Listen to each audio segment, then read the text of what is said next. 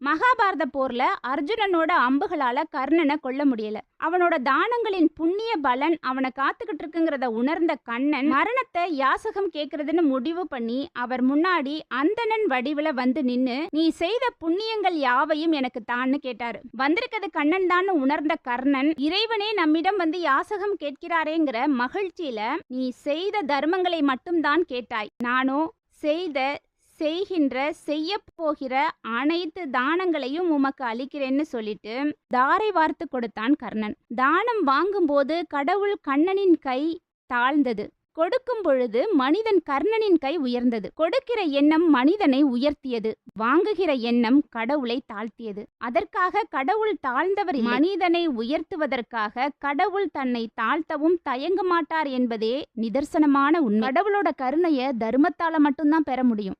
தர்மத்தோட வலிமை வேற எதுக்குமே கிடையாது.